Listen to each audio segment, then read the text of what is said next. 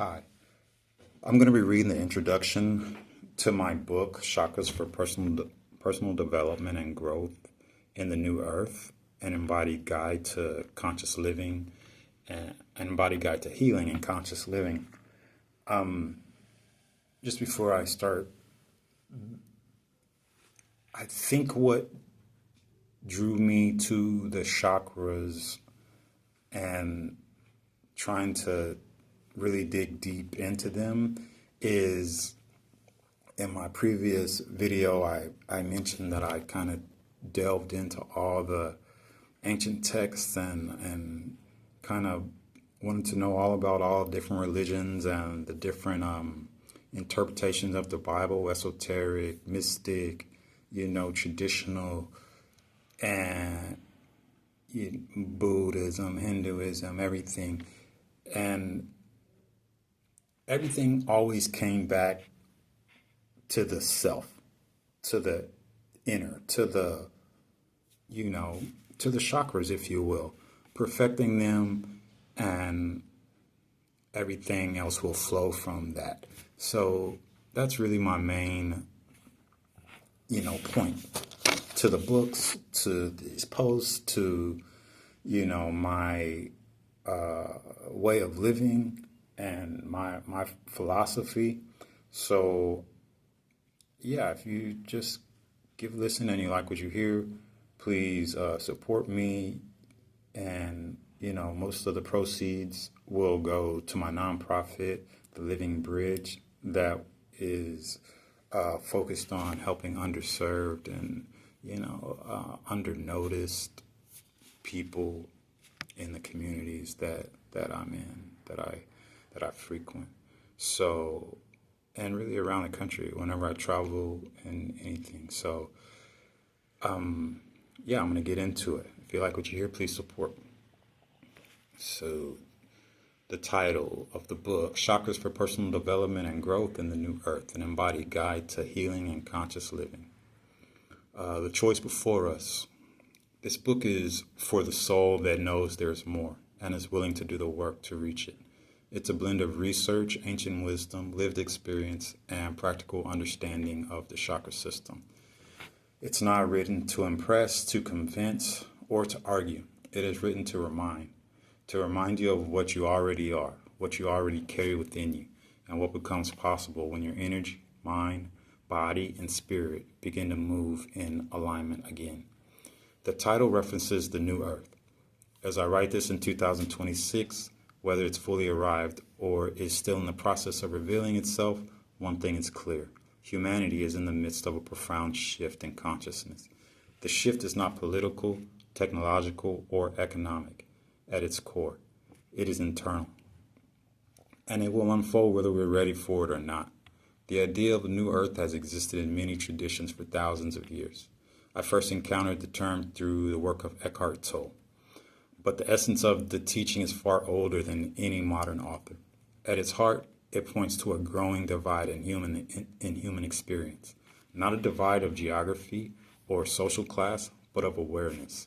In simple terms, one can say that we are always choosing between two ways of living, unconsciously and reactively, or consciously and present. As the shift continues to unfold, two very different ways of experiencing reality are emerging on the same physical plane. On one side, those who are becoming present enough to notice and deeply appreciate simple but profound things like a genuine smile, shared laughter, a sunrise or a sunset, a beautiful piece of art, a quiet moment of peace. They are less weighed down by the mundane and less imprisoned by emotional patterns. Life begins to feel lighter, more meaningful, more alive. No 2 days are exactly the same. There is a growing sense of gratitude, clarity, inner freedom. In simplest terms, this begins to feel like heaven on earth. On the other side are those who, for many understandable reasons, are unable or unwilling to do the work. They do not vanish or collapse, but they often find themselves stuck in repeating loops of frustration, dissatisfaction, and unfulfillment. in relationships and work and in their inner world.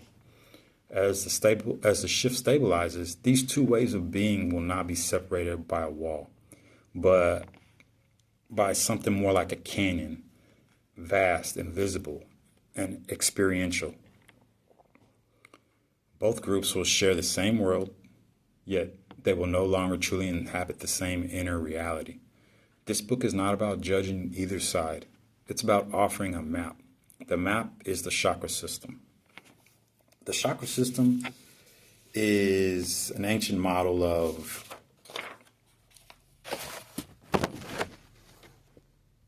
the human energetic body.